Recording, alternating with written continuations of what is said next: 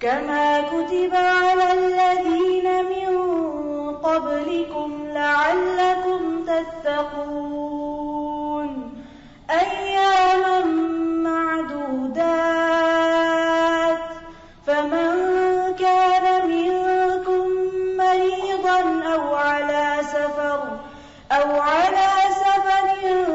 فعدة من أيام أخر وعلى الذين يطيقونه فدية طعام مسكين فمن تطوع خيرا فهو خير له وأن تصوموا خير لكم إن كنتم تعلمون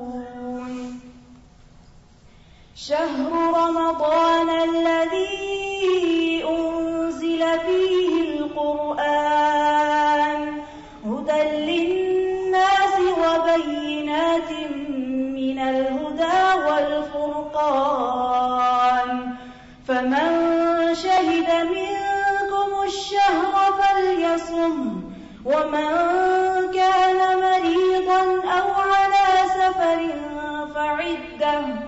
فعدة من أيام أخر يريد الله بكم اليسر ولا يريد بكم العسر ولتكملوا العدة ولتكبروا الله على ما هداكم ولعلكم تشكرون وإذا سألك عبادي عني فإني قريب أجيب دعوة الداع إذا دعان فليستجيبوا لي وليؤمنوا بي لعلهم يرشدون أحل لكم ليلة الصيام الرفث إلى نسائكم هن لباس لكم وأنتم لباس لهم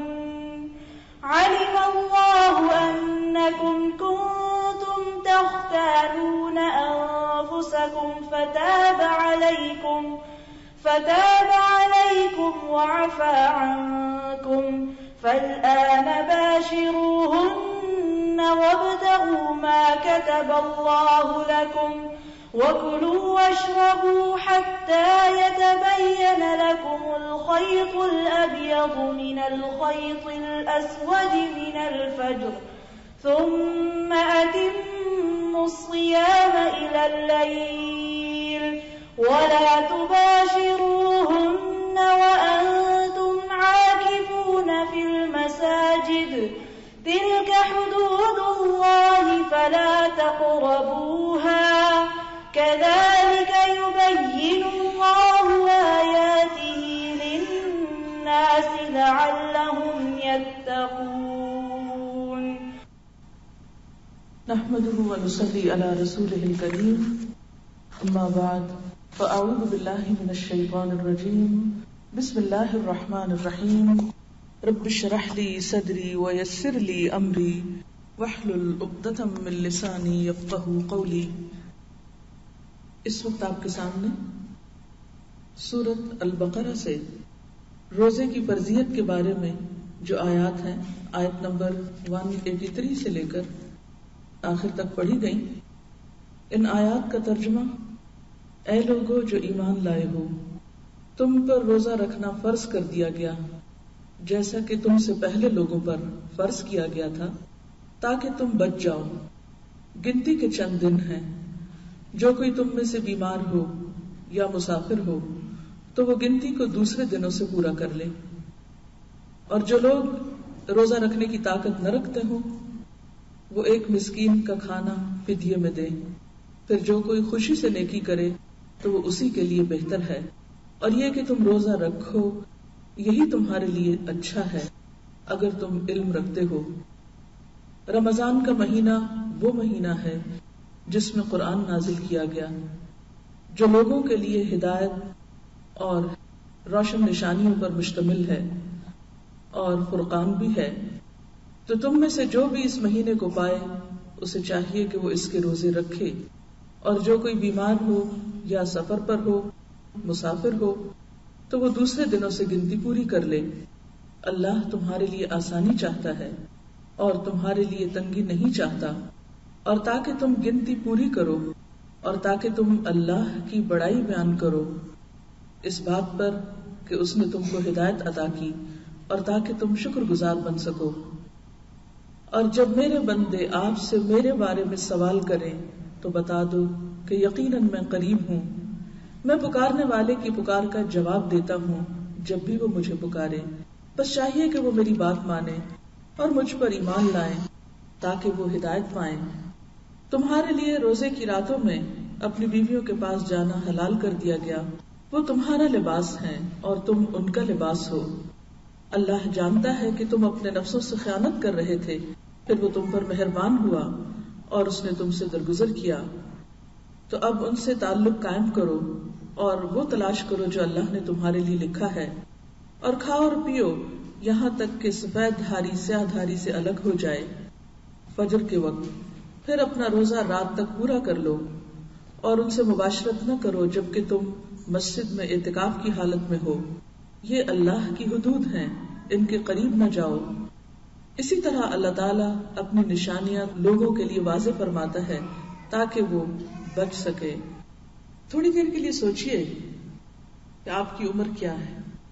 ہم سب کو اپنے بارے میں اتنا تو پتا ہی ہوتا ہے کہ ہم کتنے سال کے ہو گئے، پھر یہ سوچئے کہ آپ بالغ کب سے ہیں، پھر آپ سوچئے کہ آپ کی زندگی میں کتنے رمضان گزر چکے ہیں، پھر سوچئے کہ ایک اور رمضان کا اس زندگی میں مل جانا اللہ کی کتنی بڑی نعمت ہے، کتنا بڑا احسان ہے کہ اس نے مجھے ایک موقع اور دے دیا، ایک چانس اور دے دیا، اور مجھے اس موقع کو گنوانا نہیں، مجھے اس وقت کو ضائع نہیں کرنا، مجھے نیکیوں کے اس موسم بہار میں نیکیوں میں پیچھے نہیں رہنا، مجھے اس مہینے سے حقیقت میں وہ حاصل کرنا ہے جس کے لیے اللہ نے مجھے یہ چانس عطا کیا ہے، یہ نعمت عطا کی ہے، یہ رحمت عطا کی ہے۔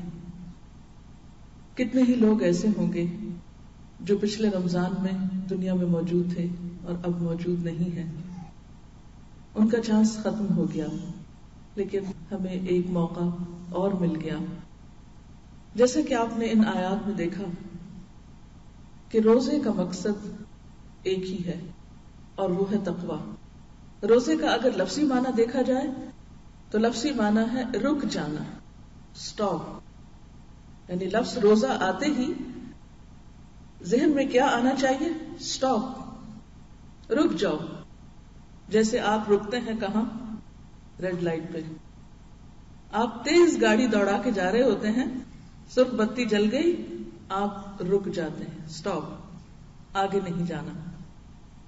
روزہ دراصل ہمیں رک جانے کی ٹریننگ دیتا ہے، رک جانے کا سبق سکھاتا ہے کہ رک جانا ہے، خواہ کتنا بھی لذیذ کھانا اور کتنا بھی اچھا کھانا ہمارے سامنے ہو، لیکن ایک خاص وقت کی حد تک جب ہم پہنچتے ہیں، حتی یتبین لکم الخیط الابیض من الخیط الاسود، تو ہم رک جاتے ہیں، ہاتھ روک لیتے ہیں۔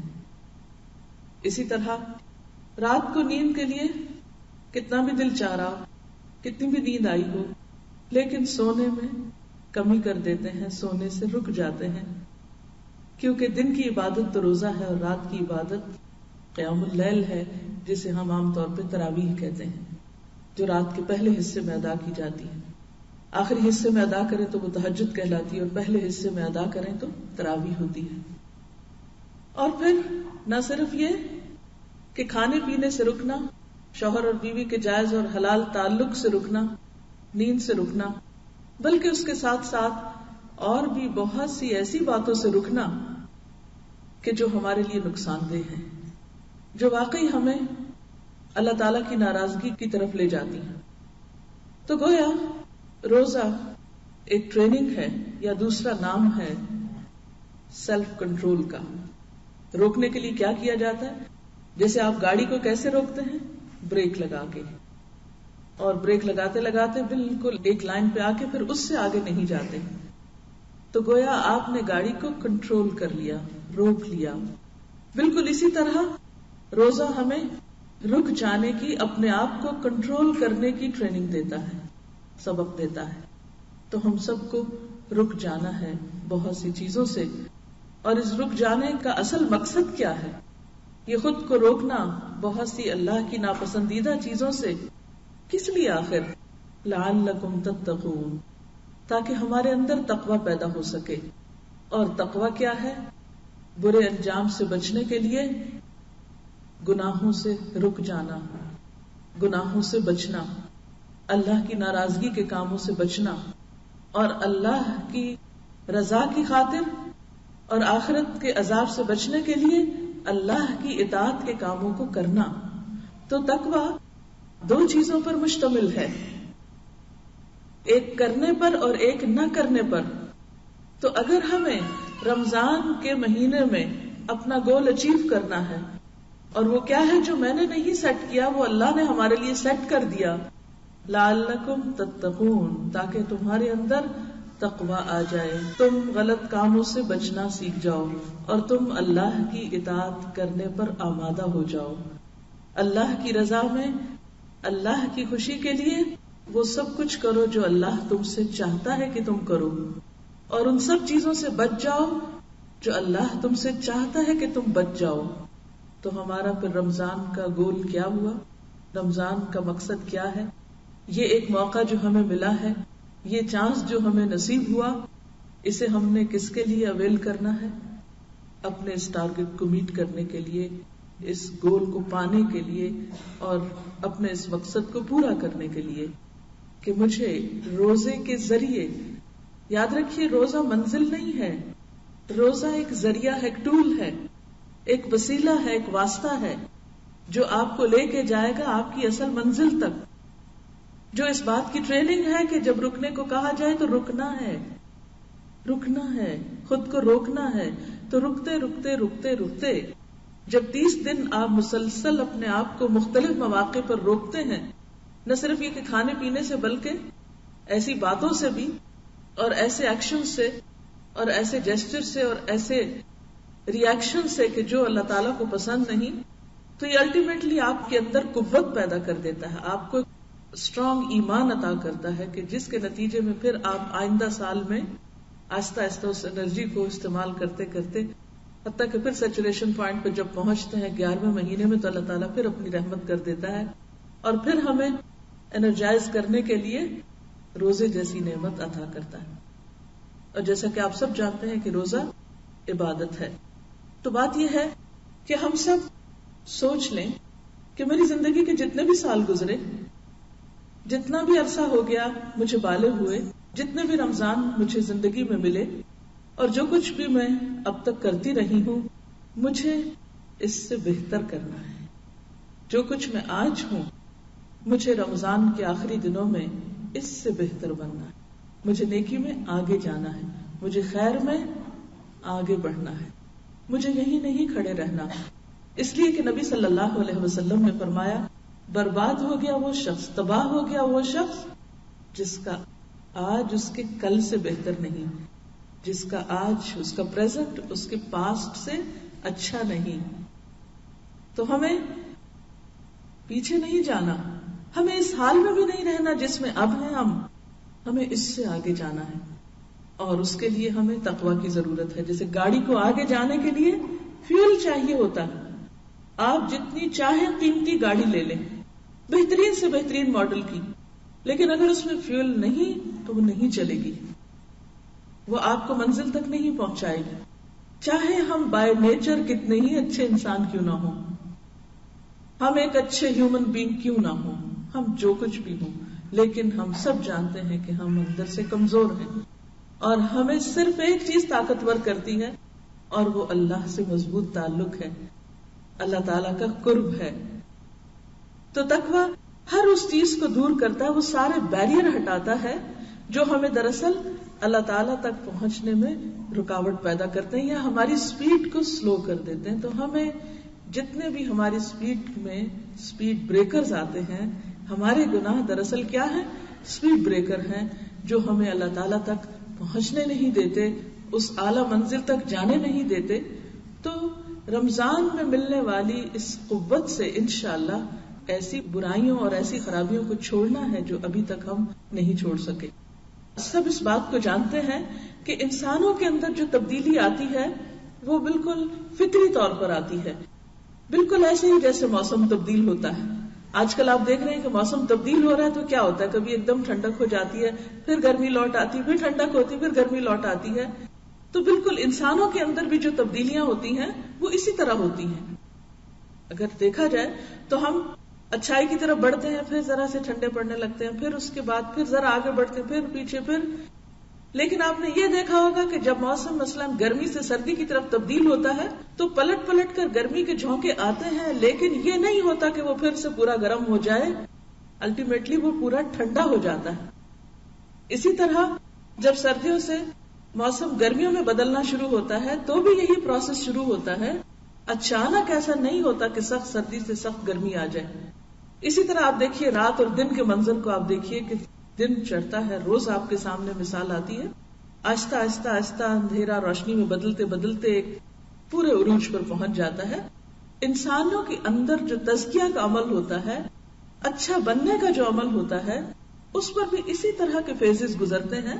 اور انسان اچھائی کی طرف جو چل بھی پڑتا ہے تو اس میں ایسا ہوتا ہے کہ آپ اچھائی کی طرف آگے بڑھے، آپ نے کوشش کی، پھر کوئی رکاوٹ آ گئی، آپ پھر تھوڑا سا پیچھے پلٹے، پھر آپ نے کوشش جاری رکھی، پھر آگے بڑھے، اور آگے بڑھتے بڑھتے آپ ایک دن انشاءاللہ اللہ کے قریب کی منزل پہ پہنچیں گے. لیکن اس کے لیے کیا شرط ہے؟ مسلسل کوشش، اور ہمارا آج ہمارے کل سے بہتر ہو. اور ہمیں اس کے لیے باقاعدہ اپنی پلاننگ بھی کرنی ہے، اپنی ترجیحات مقرر کرنی ہے، یعنی اپنے گول کو سامنے رکھتے ہوئے اپنی پرائرٹیز کو طے کرنا ہے. کیونکہ جب تک ہم اپنی ترجیحات متعین نہیں کرتے، یعنی پرائرٹیز ہم اپنی سامنے نہیں رکھتے اور پھر پلاننگ نہیں کرتے، اس وقت تک ہم کام نہیں کر سکتے. تو اس میں آپ دیکھیے کہ آپ کی رمضان میں کیا ترجیحات ہوں گی. آپ کا رمضان کا مہینہ عام دنوں سے مختلف ہونا چاہیے، پورے گھر کا ایک ماحول بدلنا چاہیے، پورا انوائرمنٹ تبدیل ہونا چاہیے. وہ تبدیلی کس کس چیز میں ہوگی؟ وہ آپ کے اندر بھی ہوگی اور پورے گھر کے ٹائم ٹیبل میں بھی ہوگی. آپ کا سارا ٹائم ٹیبل بدلے گا، اور جب ٹائم ٹیبل بدلنا ہو تو اس کے لیے پوری ایک پلاننگ کرنی پڑتی ہے. اب دیکھیے کہ جو کچھ آپ کو رمضان میں کرنا ہے، مثلا سب سے پہلی پرائرٹی آپ کی کیا ہے کہ آپ کو روزہ رکھنا ہے. پھر جیسا کہ ابھی آیات میں آپ نے سنا کہ قرآن پاک جو ہے وہ رمضان میں اترا ہے، اس لیے عام دنوں کے نسبت قرآن سے زیادہ تعلق قائم کرنا ہے.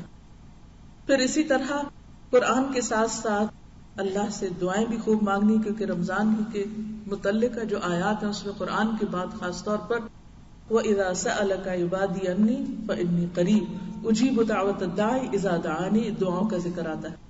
تو دعائیں آپ کو عام دنوں سے زیادہ مانگنی ہے، کیونکہ دعاؤں کی قبولیت کا مہینہ آ رہا ہے. سحر کا وقت، رات کا پچھلا وقت جو ہوتا ہے وہ سب سے زیادہ دعاؤں کی قبولیت کا وقت ہوتا ہے. عام دنوں میں ہم سحری کے وقت نہیں اٹھتے، لیکن رمضان میں ہمیں لازماً اٹھنا پڑتا ہے سحری کھانے کے لیے، کیونکہ سحری کھانے میں بھی برکت ہے اور اس میں بھی اجر اور ثواب ہے. تو اس وقت دعاؤں کی قبولیت کا وقت ہے. پھر آپ سارا دن عبادت میں ہوتے ہیں، روزے کی حالت میں ہوتے ہیں، وہ بذات خود ایک اللہ کے قرب کا ذریعہ ہے، اور پھر اس میں دعا قبول ہوتی ہے. پھر افطار کا وقت خاص طور پر دعاؤں کی قبولیت کا وقت ہے، اس میں آپ کو دعائیں کرنی ہیں. تو گویا عام دنوں کی نسبت آپ کی دعائیں بھی زیادہ ہوں گی. عام دنوں کی نسبت نمبر 1 روزہ، نمبر 2 قرآن سے تعلق، نمبر 3 دعائیں، اور پھر اٹھتے بیٹھتے ذکر کا بھی اہتمام، کیونکہ روزے کی بھوک کانسٹنٹ ریمائنڈر ہوتی ہے اس بات کا کہ there is some change in your life. تو وہ چینج جو ہے وہ آپ کو کس چیز کے قریب کرے؟ اللہ کے قریب کرنے کے. اور سب سے زیادہ انسان اللہ کے قریب کب ہوتا ہے؟ جب وہ ذکر کی حالت میں ہوتا ہے، کیونکہ بندے کے ہونٹ جب تک اللہ کے ذکر میں ہلتے رہتے ہیں اللہ تعالیٰ بندے کے ساتھ ہوتا ہے.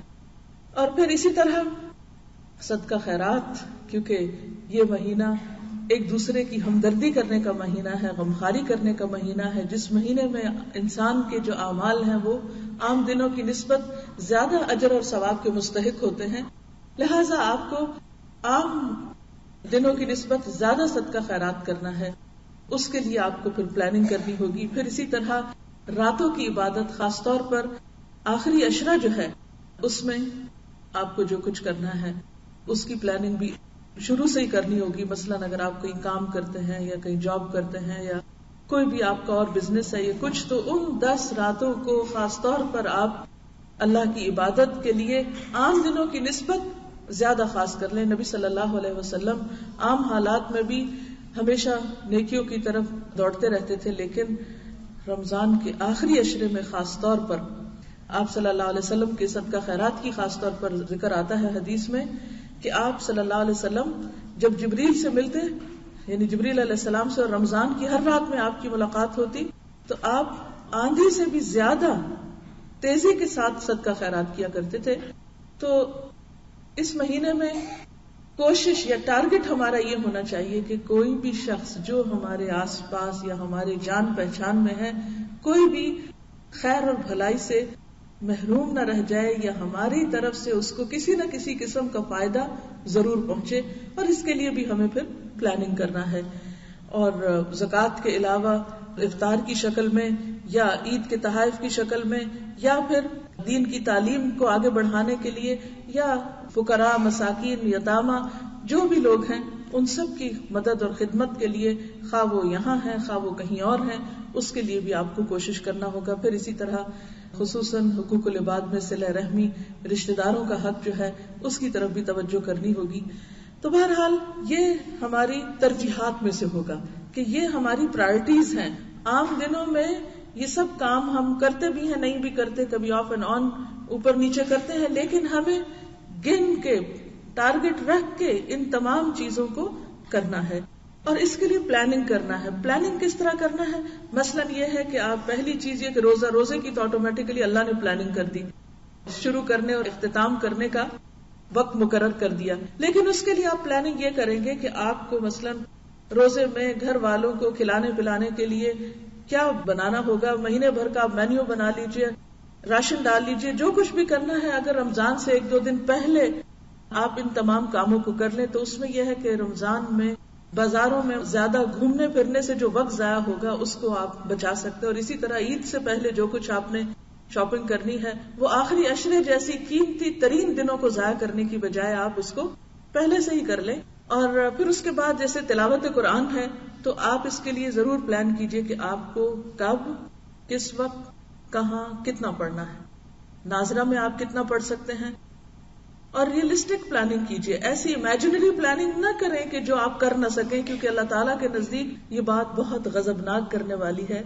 قرآن پاک میں اللہ تعالیٰ فرماتے ہیں یا ایھا الذین آمنوا لم تقولون ما لا تفعلون، اے لوگو جو ایمان لائے ہو، کیوں تم وہ باتیں کہتے ہو جو تم کرتے نہیں ہو.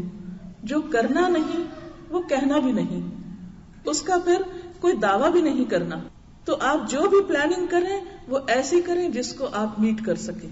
مثلا اگر ٹارگٹ رکھتے ہیں کہ روز مجھے ناظرہ 1 سپارہ پڑھنا ہے تلاوت کا، تو پھر آپ دیکھیے کہ آپ کے پاس کون سا ایسا وقت ہے کہ جس میں آپ اس کو پورا کر لیں گے. آپ مثلا اس کو یوں بھی بانٹ سکتے ہیں کہ اکٹھا ایک ہی وقت میں سارا پڑھنے کی بجائے کچھ آپ فجر کی نماز کے بعد پڑھ لیں، کچھ ظہر کے بعد پڑھ لیں، کچھ عصر کے بعد پڑھ لیں. کچھ اگر آپ کہیں کام پر ہیں، مثلا ٹریول کر رہے ہیں، تو آپ کیا کیجئے، ٹریولنگ کے دوران اگر آپ خود گاڑی نہیں چلا رہے تو آپ اس وقت پڑھ سکتے ہیں. اور اگر آپ خود گاڑی چلا رہے ہیں تو قرآن پاک کی قرات کا سیٹ جو ہے وہ پہلے سے ہی لے کے رکھے. الحمدللہ الہدا میں اویلیبل ہے، اور مسجدوں وغیرہ میں جہاں کیسٹ شاپ ہیں، تلاوت کا ایک سیٹ آپ کے پاس ہونا چاہیے. اور وہ آج ہی آپ اپنی گاڑی میں ایسی جگہ پر نکال کے رکھ لیں، کیونکہ بعض اوقات چیز گھر میں رکھی ہوتی ہے لیکن وہ اتنی اوپر چڑھی ہوئی ہوتی ہے، اتنی نیچے، کہ وہ جب آدھا مہینہ گزر جاتا ہے تو پھر ہمیں وقت ملتا ہے اس کو نکالنے کا. ایسی کیسٹس جو آپ کہیں بند کیے ہوئے ہیں ان کو نکال کے باہر لائیے، ایسی جگہ رکھیے کہ جہاں سے آپ روزانہ ایک نکال کے سن سکتے ہو. تو اگر آپ پڑھ نہیں سکتے، یعنی آپ کو ایسی کمٹمنٹس ہیں، آپ کے اوپر کمانے کی ایسی ذمہ داری ہے، آپ کی ایسی ایسی مجبوریاں ہیں کہ آپ واقعی اللہ جانتا ہے کہ آپ انتہائی مجبور ہیں کہ پڑھنے کا واقعی وقت آپ کو نہیں ملتا، تو ایسی صورت میں پھر سننے کے لیے، اور آپ دیکھیے کہ اس ٹیکنالوجی کے دور میں سننے میں کچھ مشکل نہیں، اسی لیے قیامت کے دن اللہ تعالیٰ مجرموں کو جب سزا دیں گے تو وہ کہیں گے کہ اے کاش ہم سن لیتے، لو کننا نسمع او ناقل، یا ہم سمجھ لیتے، ما کننا فی اصحاب السعیر، تو ہم بھڑکتی ہوئی آگ والوں میں شامل نہ ہوتے۔ تو اس سے یہ ہے کہ ہمیں کم از کم جو ٹارگٹ اپنا رکھنا ہے کہ وہ ایک قرآن ضرور پورا کریں پڑھ کے، اور اگر پڑھ کے کسی بھی وجہ سے کہ آپ کو مثلاً بچپن سے پڑھنے کی عادت نہیں اور آپ کو ایک سے پارہ کرنے میں 4 گھنٹے لگتے ہیں، تو ظاہر ہے کہ 4 گھنٹے اگر آپ نہ نکال سکے تو آپ کے اوپر پھر گلٹ رہ جائے گی۔ تو ایسے میں کیا کریں، سننا شروع کر دیں، اور اللہ کرے کہ آپ کی وہ عادت جو ہے وہ برقرار رہے اور رمضان کے بعد بھی وہ کنٹینیو کرے، اور آپ سنتے سنتے اگلے رمضان تک کا پھر ایک ٹارگٹ رکھ لیں کہ آپ اس وقت تک جتنے آج فلوئنٹ ہیں اس سے زیادہ فلوئنٹ ہو چکے ہوں قرآن کے پڑھنے میں، کیونکہ سیکھنے کے عمل میں سب سے بنیادی چیز سننا ہے۔ جو انسان سنتا ہے وہ انسان پھر وہ چیز اس پہ رواں ہو جاتی ہے۔ تو انشاءاللہ تعالی تلاوت کا کم از کم 1 سپارہ، بہتر تو یہ ہے کہ 1 سپارہ آپ ویسے ریڈ کریں، 1 سپارہ تراویحوں میں سنیں، 1 سپارہ ترجمے کے ساتھ کہیں سنیں، اگر کہیں دورہ قرآن آپ کے آس پاس ہو رہا ہے تو، اور اگر نہیں ہو رہا تو فہم القرآن کی کیسٹس ہیں ترجمے کی، ان کو آپ سن لیں، اور کوئی نہیں تو کچھ سحری بناتے ہوئے، کچھ افطاری بناتے ہوئے، کوئی ڈرائیونگ کرتے ہوئے، کوئی اور کام کرتے ہوئے، جو بھی آپ کام کر رہے ہیں اس دوران اگر ٹارگٹ رکھ لیں کہ 1 سپارہ مجھے پورا کرنا ہے تو اچھا ہے۔ اور اگر وہ نہیں تو کہیں بھی قرآن کی جو کلاسز ہو رہی ہیں ان کو آپ جوائن کر کے کچھ نہ کچھ وقت دن کا ایسا ضرور نکالیں کہ جس میں آپ قرآن کی مجلس میں بیٹھیں، چاہے گھر والوں کے ساتھ وہ مجلس کریں یا کہیں باہر جا کے کریں، لیکن قرآن کی مجلس میں بیٹھ کر جو قرآن انسان کے اندر جذب ہوتا ہے اس کی تو بات ہی کیا ہے۔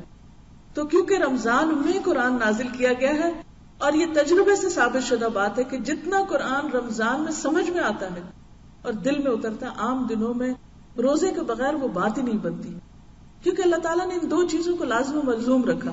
لہٰذا روزے کی حالت میں قرآن کا پڑھنا اور سننا، اور پھر خاص طور پر رات کے وقت، اور جیسے کہ وہ حدیث میں آتا ہے کہ قیامت کے دن روزہ اور قرآن انسان کے حق میں سفارش کریں گے، آ کے کھڑے ہو جائیں گے۔ روزہ کہے گا یا رب میں نے اس کو دن میں کھانے پینے اور دیگر شہوانی خواہشات سے روکے رکھا، تو اس کے حق میں میری سفارش قبول فرما۔ اور اسی طرح قرآن سفارش کرے گا کہ یا رب رات کو میں نے اسے نیند سے روکا، یعنی اس کی سفارش میں خاص طور پر رات کی نیند کا ذکر ہے، یعنی اگر دن میں نہیں وقت ملا کسی وجہ سے تو تراویح میں یا تو خود پڑھ کے یا آپ کسی مسجد میں جائیں یا گھر میں انتظام کریں، کچھ بھی کریں، لیکن میک شور کہ آپ کھڑے ہو کر قرآن کو پڑھیں یا سنیں، تو یہ زیادہ آپ کے لیے انشاءاللہ تعالی بہتر ہوگا۔ اور اس میں پھر آپ میں سے ہر ایک بیٹھ کے اپنی اپنی ریٹن پلاننگ کرے، مجھے یہ کام ایسے کرنا ہے، یہ کام ایسے کرنا ہے۔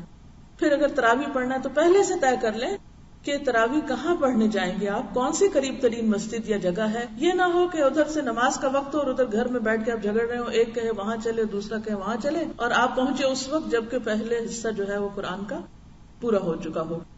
تو آپ کو ٹارگٹ یہ رکھنا چاہیے کہ مجھے لیٹ نہیں جانا نماز میں، مجھے پورا کرنا ہے، لہٰذا مجھے اول وقت پہنچنا ہے تاکہ میں اپنا پورا سن سکوں۔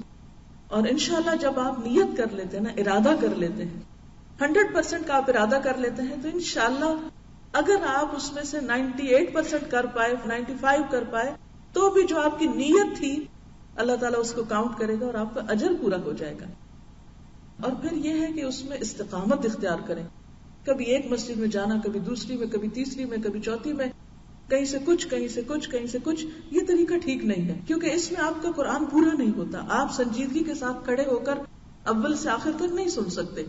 لہٰذا جہاں بھی جانا ہے، جو آپ کی چوائس ہے، قاری صاحب بہت اچھا پڑھتے ہیں یا کم اچھا پڑھتے ہیں، جو بھی کرتے ہیں کرتے رہیں، لیکن آپ کے نزدیک اس وقت خوبصورت قراتیں سننا مقصد نہیں ہونا چاہیے، مقصد یہ ہونا چاہیے کہ مجھے ایک ترتیب کے ساتھ اپنا پورا قرآن جو ہے اس کو سننا ہے۔ اس سے آپ دیکھیں گے کہ آپ کے اندر ایک خاص قسم کی سیٹسفیکشن بھی پیدا ہوگی، ایک اطمینان پیدا ہوگا۔ جب ہم ادھورے کام کرتے ہیں تو ہم کہیں کے نہیں ہوتے، نہ ادھر کے نہ ادھر کے۔ تو آپ کو اپنا ٹارگٹ کیا رکھنا، پلاننگ کیا کرنی ہے کہ مجھے قرآن پورا سننا ہے یا پورا پڑھنا ہے۔ خواتین یا ایسے لوگ کہ جن کے قریب کوئی مسجد نہیں ہے یا ڈرائیو نہیں کر سکتے یا کوئی لے جانے والا نہیں ہے یا پھر کوئی پابندی نہیں ہے، تو ایسی صورت میں آپ کیا کر سکتے ہیں؟ گھر میں بھی خود سے پڑھ سکتے ہیں، اور اس کے لیے ہمیں دلیل ملتی ہے حضرت عائشہ رضی اللہ تعالی عنہا کے غلام حضرت زکوان کی، کہ جو مصحف سے دیکھ کر نفل نماز پڑھتے تھے. اور اب بھی آپ خانہ کعبہ میں تراویح کے موقع پہ چلے جائیں، حتیٰ کہ امام پڑھ بھی رہے ہوتے تو پیچھے لوگوں نے اپنا بھی کھولا ہوتا ہے، کیونکہ سن کے دیکھ کے پڑھنے سے زیادہ سمجھ میں آتا ہے. اور نفل نماز میں اس کی اجازت ہے، رخصت موجود ہے. تو جو لوگ نہ کہیں جا سکتے ہوں وہ کھول کے بھی پڑھ لیں. اور اس میں آپ یہ بھی کر سکتے ہیں کہ اگر دن میں آپ کو الگ سے تلاوت کے وقت نہیں ملا تو پھر آپ کی تلاوت اور نماز دونوں رات کو نفل میں اکٹھی ہو جائے گی، دونوں چیزیں اکٹھی کر لیں. دیکھیے سب کے اوپر ایک فارمولا نہیں فٹ ہو سکتا. جیسے آپ سب کے ڈریسز فرق ہوتے ہیں نا، ہر ایک کا سائز فرق ہے، بالکل اسی طرح ہر شخص کی لمٹ اور کیپیسٹی فرق ہے. سب کو ایک فارمولا نہیں دے سکتے. اور میں آپ کو اب لسٹ بنا دوں، جی آپ کو ہر روز 1 سپارہ تلاوت کرنا ہے، تراویح پڑھ، بہت اچھا ہے جو یہ سب کر سکے. جو یہ سب نہ کر سکیں تو وہ پھر کم از کم کچھ تو ضرور کریں. اور منیمم کیا ہے کہ آپ تراویح میں پھر 1 سپارہ یا سنیں یا پھر اس کو دیکھ کے پڑھ کے اپنی تراویح مکمل کریں. پھر اس کے بعد آپ دیکھیے کہ اگلا ٹارگٹ ہمارا کیا ہے کہ دعائیں، یعنی کہ ہم نے عام دنوں سے زیادہ دعائیں مانگنی ہیں. اس کے لیے بھی تھوڑی سی پلاننگ کر لیں. مثلا آپ کے پاس دعاؤں کی کتابیں موجود ہوگی، الحمدللہ ہر جگہ سے اویلیبل ہیں. نہیں تو الہدا کے اسٹال پہ اللہ کا شکر ہے اسٹاک موجود ہے. اور آپ اس میں بھی پلاننگ کس طرح کریں کہ مثلا سحری کے وقت آپ نے قرآنی اور مسنون دعاؤں سے آپ نے دعائیں پڑھنی ہیں. آپ روز کا 1 پیج باندھ لیں کہ مجھے 1 پیج پڑھنا ہے، 2 پڑھنے ہیں، ساری پڑھنی ہے. اٹ ڈیپینڈس کہ آپ کے پاس کتنا ٹائم. اچھا اس سے کیا ہوگا، جتنی بھی قرآنی دعائیں ہیں وہ ساری کی ساری آپ شروع سے لے کے آخر تک ایک صبح کے وقت میں، سحری کے وقت میں پڑھ جائیں گے.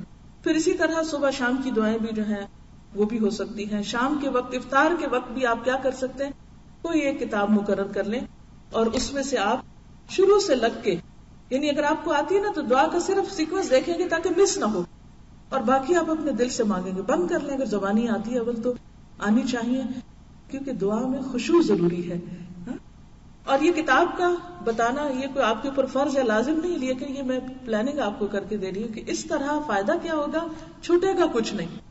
صفحہ ایک پڑھا ادھر سے ایک ادھر سے نشانی رکھ لی. 30 دنوں پہ پڑھنا ہے تو ہفتے میں 1 دن ختم کرنی ہے تو ہر روز پوری دعائیں پڑھنی ہے تو یہ تو ہر ایک کے لیے اپنا میدان کھلا ہے. جتنا بھی کوئی جیسا کرنا چاہے وہ کر سکتا ہے. پھر اسی طرح ذکر اذکار ہے تو مثلاً آپ اس میں ویرائٹی بہت موجود ہے. استغفار بھی موجود ہے، لا حول ولا قوت الا باللہ بھی ہے، سبحان اللہ و بحمدہ سبحان اللہ العظیم بھی ہے. تو آپ یہ کر سکتے ہیں کہ تھوڑا سا اپنا حساب رکھا کریں کہ میں کون کون سی تسبیح کی ہے یا نہیں کی. اس میں پھر آپ اپنے دن کی جو روٹین ہے اور ہر ایک کی فرق ہوتی ہے. مثلا آپ بچوں کو اسکول چھوڑنے کے لیے جاتے ہیں تو آپ سوچیں جاتے ہوئے میں تسبیح پڑھوں گی سبحان اللہ کی، واپسی پہ میں لا حول ولا قوت الا باللہ پڑھوں گی. اب چھٹی کے وقت بچوں کو لینے جا رہے ہیں تو آپ استغفار جاتے ہوئے پڑھ لیں، واپسی پہ آپ چوتھا کلمہ جو ہے اس کو پڑھ لیں. یعنی اس سے کیا فائدہ ہوگا کہ ساری چیزوں کا جو فیض اور برکت ہے انشاءاللہ تعالی وہ آپ کو نصیب ہوگی. پھر اسی طرح آپ دیکھیے کہ صدقہ خیرات جو ہے اس کی بھی پلاننگ کریں. اگر آپ کو زکوٰۃ دینی ہے تو ابھی سے آپ اپنی جیولری، اپنی ہر چیز کی پوری کیلکولیشن کر لیں کہ آپ کے پاس زکوٰۃ کے قابل کیا کیا چیزیں، کل آپ کے پاس پیسے کتنے ہیں، کرنسی میں کیا ہے آپ کے پاس. پھر اس کے بعد یہ کہ گولڈ کتنا ہے آپ کے پاس. باقی آپ کے پاس کوئی ایسی چیز ہے جو آمدنی کا ذریعہ ہے یا جس پر زکوٰۃ لاگو ہوتی ہے، یہاں ہے یا کسی اور ملک میں ہے یا کسی بینک میں ہے یا گھر میں رکھی ہوئی ہے، وٹ ایور، سب کو اپنا پتا ہوتا ہے. اور اس بہانے وہ ساری جو چیزیں وہ بھی سامنے آ جاتی ہیں. اگر اس میں سے کچھ وصیت کرنا ہے آپ کو تو بھی آپ کے سامنے ایک پوری لسٹ آ جائے گی کہ میں اس چیز کی مالک ہوں اور اس میں سے میں اگر معلوم نہیں آئندہ زندگی کیا ہو، اتنا میں اللہ کے راستے میں دینا چاہتی ہوں یا اتنا فلاں بچے کو یا کسی کو پڑھنے کو یا وٹ ایور، تو اس کی بھی آپ ایک طرح سے لسٹ بنا لیں. اور زکوٰۃ ویسے تو اس مہینے میں ڈیو ہوتی ہے جب آپ مالک ہوئے مال کے، لیکن اگر تھوڑا آگے پیچھے بھی ہو تو رمضان میں دینے سے یہ ہے کہ اجر و ثواب زیادہ ہوتا ہے. لیکن اس میں غیر معمولی تاخیر نہیں کہ 6 مہینے آپ کے ہو گئے زکوٰۃ کو ڈیو اور آپ روک کے رکھے زکوٰۃ کا مال کہ جی رمضان آئے گا تو پھر میں زکوٰۃ دوں گی. تو یہ طریقہ درست نہیں ہے.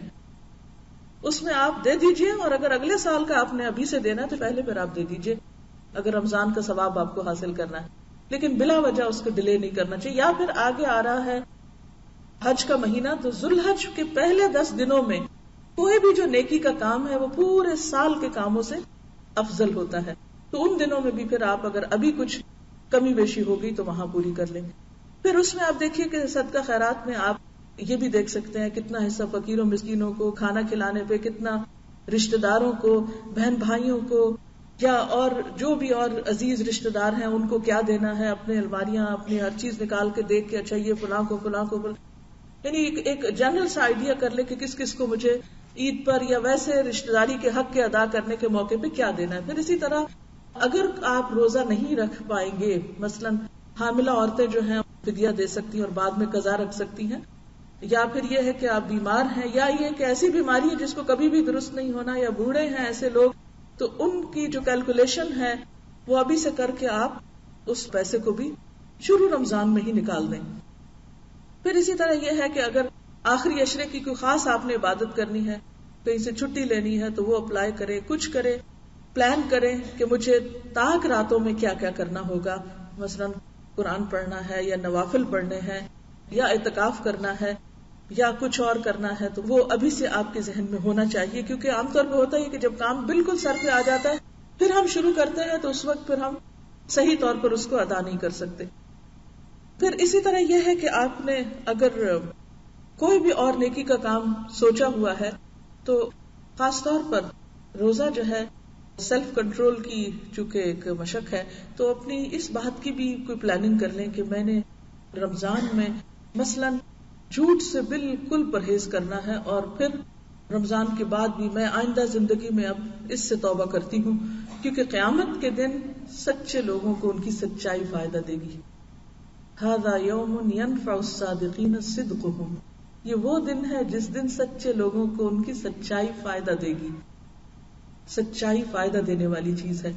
اور ایک حدیث میں آتا ہے من لم يدع قول الزور والعمل به فليس لله حاجة ان يدع طعامه وشرابه، کہ جس نے روزہ رکھ کے بھی جھوٹ بولنا اور جھوٹ پر عمل کرنا نہ چھوڑا، اللہ کو اس بات کی کوئی ضرورت نہیں کہ وہ شخص کھانا پینا چھوڑ دے، بھوکا پیاسا رہے، کیونکہ اس کا روزہ پھر محض بھوک پیاس ہے. تو خاص طور پر ہم سب کو اخلاقیات میں سے جس چیز کی پریکٹس کرنی ہے اس میں نمبر 1 جھوٹ چھوڑنے کی بات ہے. تو ہم سب اگر اپنے ساتھ عہد کریں کہ اس رمضان میں کانشیسلی، اور اس میں آپ دیکھیں کہ بعض اوقات ہم بڑے بڑے جھوٹ نہیں بولتے مگر چھوٹی چھوٹی باتوں میں پرواہ نہیں کرتے. مثلا جھوٹ کی کون سی قسمیں ہیں جن سے عام طور پر ہم نہیں بچتے؟ مذاق میں جھوٹ. اچھے بھلے سمجھدار لوگ بعض اوقات مذاق میں جھوٹ بولتے ہیں، حالانکہ اس شخص کے لیے ہلاکت بتائی گئی جو مذاق میں جھوٹ بولے، یعنی پسندیدہ نہیں ہے. پھر اسی طرح آپ دیکھیے کہ ہم مبالغہ آرائی میں جھوٹ بول جاتے ہیں بعض اوقات، یعنی چھوٹی سی بات ہوتی ہے اس کو اتنا بڑا بنا کے دکھاتے ہیں. بات کچھ ہوتی ہے اس کو بالکل بدل کے کچھ اور بتاتے ہیں. یہ بھی جھوٹ کی قسم ہے. ان سے بھی بچنے کی ضرورت ہے. جو چیز جتنی ہے اس کو اتنا ہی رکھیں، اس کو اس کی حد سے آگے نہ بڑھائیں، کیونکہ زیادتی کسی بھی چیز میں، چاہے وہ گفتگو میں ہو، چاہے وہ سچ اور جھوٹ کے درمیان کا جو حصہ ہے اس میں ہو، چاہے وہ بچوں سے ہو، وہ بھی پسندیدہ نہیں. کیونکہ مائیں خاص طور پر اس مشکل کا شکار ہوتی ہیں کہ بچے جب تنگ کرتے ہیں یا کسی خاص چیز کے لیے ضد کرتے ہیں یا کوئی خاص کام ان سے کرانا مقصود ہوتا ہے تو عموماً جھوٹ کا سہارا لیتی ہیں. یہ کرو گے تو میں تمہیں فلاں چیز لے کر دوں گی، جھوٹے وعدے کر لیتی ہیں بعض اوقات. ان سارے قسم کے جھوٹوں سے نکلنا ہے، کیونکہ سچا انسان جسے صدیق کہتے ہیں، صدیق انسان اسی وقت ہو سکتا ہے کہ جب ہر قسم کے جھوٹ سے باہر نکلے. حضرت مریم کی صفت جو تھی قرآن میں صدیقہ آئی ہے، وَأُمُّهُ صدیقہ، حضرت مسیح علیہ السلام کی والدہ کو صدیقہ کہا گیا. ابو بکر صدیق رضی اللہ تعالیٰ عنہ کے تو نام کے ساتھ یہ ٹائٹل لگ گیا کہ وہ صدیق تھے. حضرت عائشہ کے نام کے ساتھ لگ گیا. تو کیا ہم ان صراط الذین انعمت علیہم کی پیروی نہیں کریں گے؟ اور ہمیں اس کی بھی پلاننگ کرنا ہے کہ ہم کہاں کہاں اس مشکل کا شکار ہو جاتے ہیں اور اس کو ہمیں کس طرح کنٹرول کرنا ہے. تو 2 باتیں ہو گئی. نمبر 1 ہمیں پرائرٹی سیٹ کرنی ہے، گھر کا ٹائم ٹیبل بدلے گا، اور کچھ کام ہمیں اس مہینے میں روزے کا تقاضا سمجھتے ہوئے کرنے ہیں، اور ان کاموں کو کرنے کے لیے ٹارگٹ مقرر کرنے ہیں، ٹائمنگز مقرر کرنے ہیں، طریقے طے کرنے ہیں، حتیٰ کہ یہاں تک پلان کر لیں کہ آپ کو عید کی نماز کس مسجد میں پڑھنی ہے، کیونکہ اس سے وقت بچتا ہے. جو لوگ صحیح پلاننگ نہیں کرتے اور پھر اس پلاننگ کے ساتھ لگ نہیں جاتے وہ زندگی میں کچھ کر نہیں پاتے، کیونکہ وہ لاسٹ مومنٹ پر بھی شیکی ہوتے ہیں. اچھا وہاں جانا ہے یا یہاں، آدھے رستے پہ جا کے نہیں وہاں زیادہ بہتر ہے، اور اچھا وہ تو ابھی مجھے پتا چلا کہ اس کا تو ٹائم ہی گزر گیا، ابھی پھر واپس پلٹو، گاڑی ادھر موڑو اور وہاں چلتے ہیں.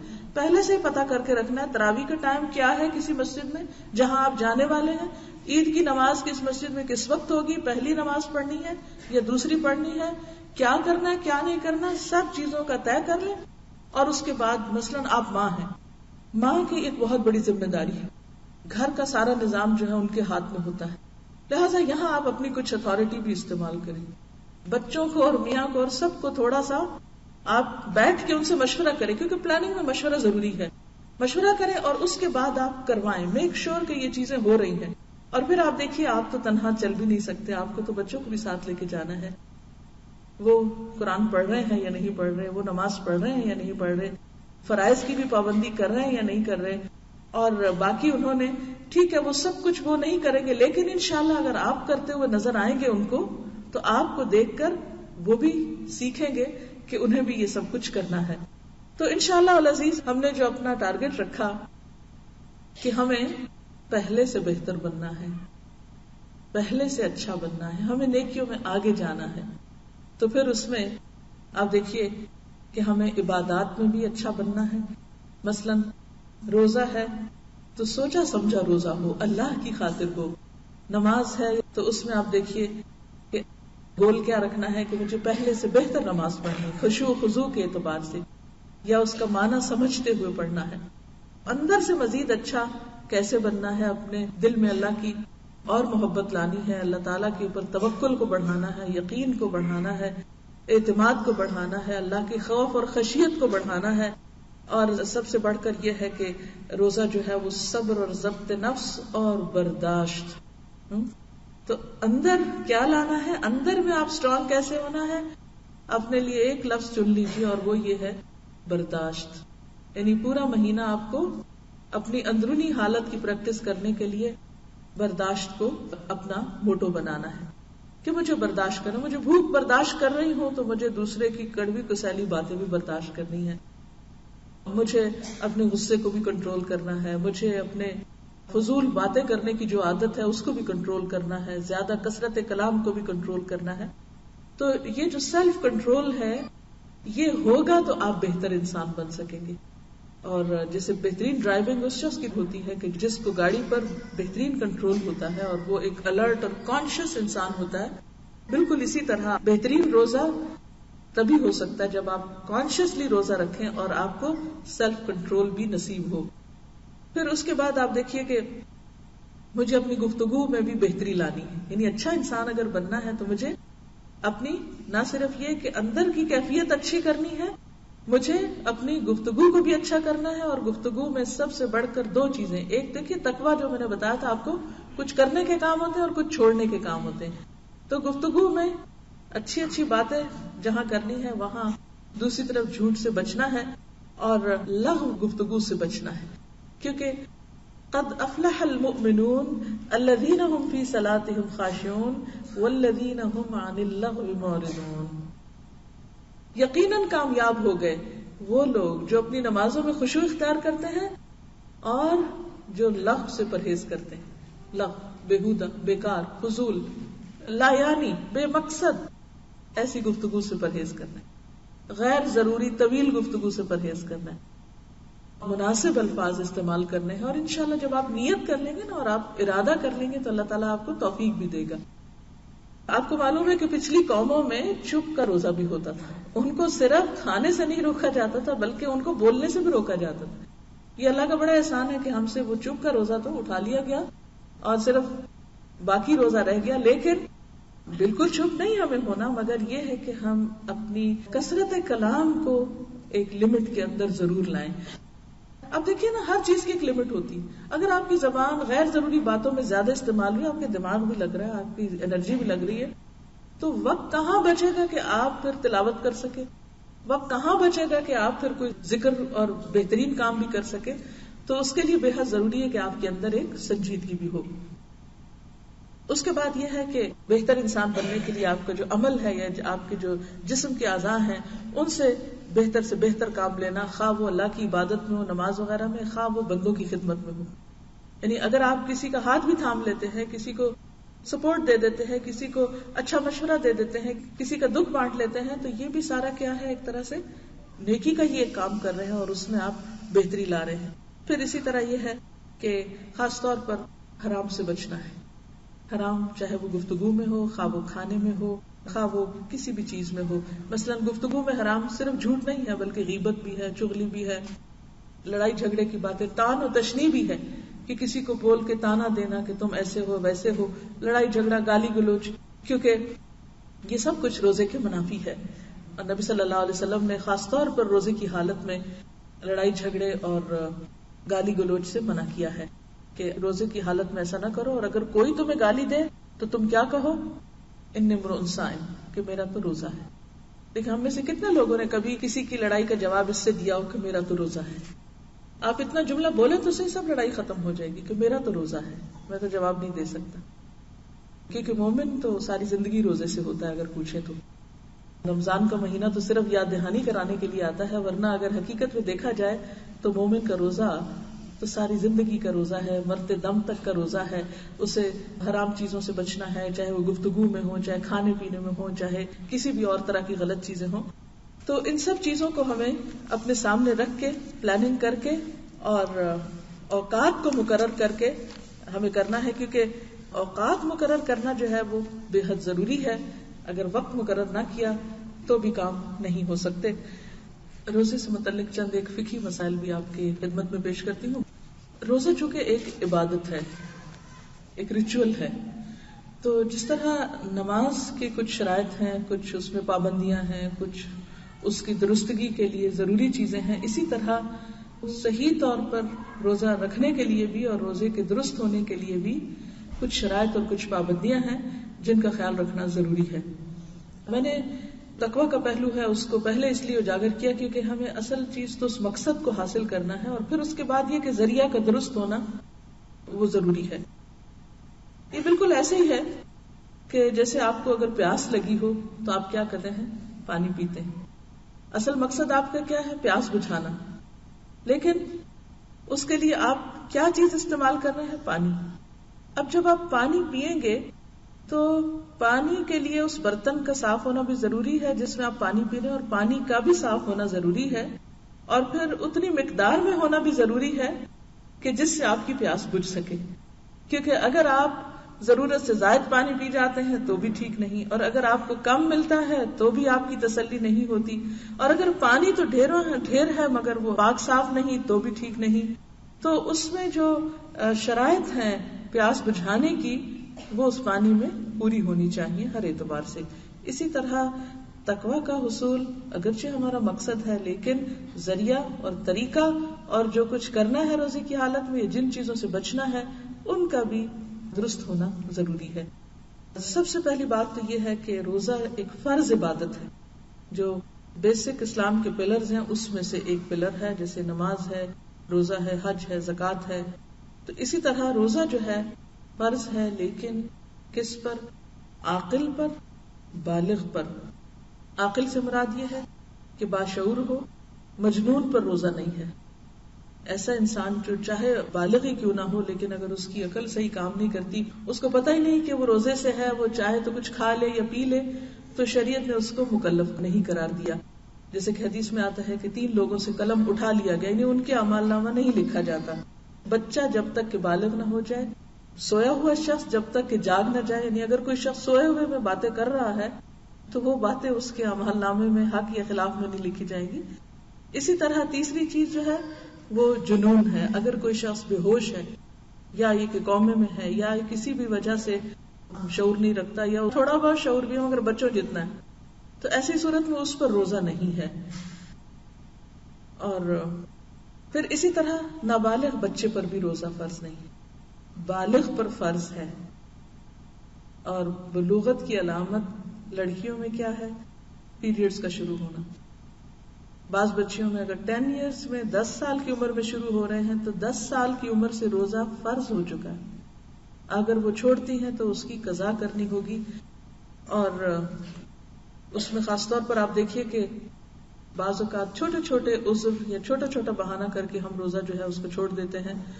تو اس میں آپ دیکھیے کہ حدیث میں آتا ہے کہ آپ صلی اللہ علیہ وسلم نے فرمایا میں نے اپنی امت کے ایک آدمی کو خواب میں دیکھا, اور پیغمبروں کے خواب سچے ہوتے ہیں, حقیقت پر مبنی ہوتے ہیں. میں نے اپنی امت کے مسلمانوں میں سے ایک شخص کو خواب میں دیکھا کہ وہ پیاس سے ہانپ رہا ہے, پیاسا ہے, جیسے یعنی کہ شدید پیاس کا شکار ہے. جب بھی حوض پر وارد ہوتا ہے, یعنی حوض پر پانی پینے کے لیے آتا ہے, اسے روک دیا جاتا ہے, آنے نہیں دیا جاتا. یہ وہ شخص ہے کہ جب اس کے پاس رمضان کا روزہ آیا تو اس نے اس کو پانی دیا, یعنی رمضان کے روزے کو اس نے پانی دیا اور سیر کر دیا, یعنی روزہ نہ رکھا. یعنی روزہ نہ رکھنا جو ہے اور ایک روزہ بغیر کسی عذر کے چھوڑنا اتنا بڑا نقصان ہے کہ اگر انسان ساری زندگی میں روزے رکھتا رہے عام دنوں میں تو وہ اس ایک روزے کے ثواب کو نہیں پہنچ سکتا, اس ایک روزے کے برابر نہیں انسان جا سکتا. حقیقت میں بہنوں رمضان کا ایک ایک دن انتہائی قیمتی دن ہے. تو چھوٹے چھوٹے عذر, بہانے, وجوہات اور سبب بنا کے روزہ چھوڑنا نہیں چاہیے. ہاں جن کو اللہ نے معذور کر دیا, اگر حاملہ عورت ہے یا بچے کو دودھ پلانے والی عورت ہے اور دودھ میں کمی کا اندیشہ ہے, تو ایسی صورت میں پھر بچے کی چونکہ ساری زندگی کے آگے صحت کا مسئلہ ہے تو روزہ نہ رکھے عورت تو کوئی بات نہیں. ورنہ یہ ہے کہ اگر بچہ بڑا ہے تھوڑا اور وہ اس کے ساتھ کھانا پینا بھی کر رہا ہے, سالڈز پہ ہے, فوڈ ہے, اور ساتھ تھوڑا دودھ بھی ہے اتنی مقدار کے جس سے اس کی غذائی ضرورت پوری ہو رہی ہے, تو اس صورت میں روزہ رکھا بھی جا سکتا. اگین آپ دیکھیے کہ جہاں قرآن پاک میں آتا ہے وَعَلَى الَّذِينَ يُطِيقُونَهُ کہ وہ لوگ جو اس کی طاقت رکھتے تو ہم مگر مشقت سے روزہ رکھیں, یا یہ کہ طاقت ہی نہ ہو تو پھر وہ فدیہ دے دیں.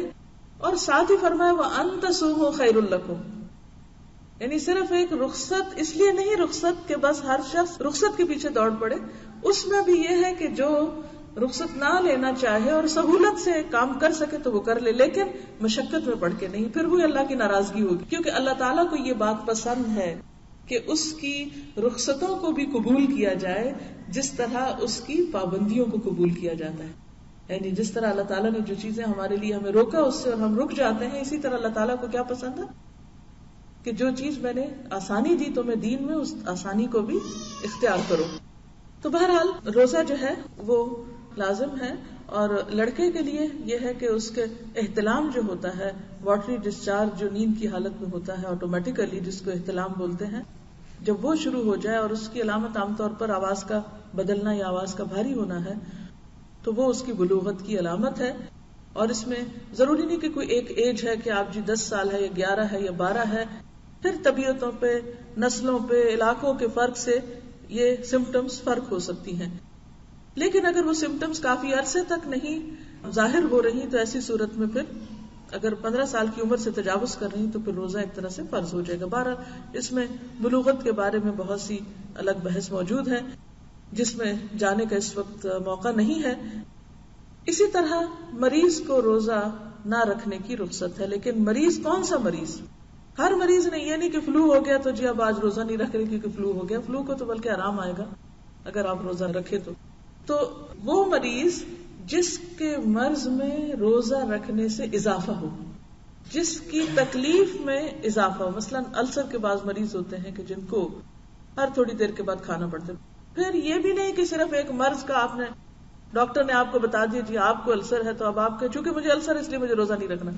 نہیں, ہر مریض کا اور ہر طبیعت کا فرق ہوتا ہے.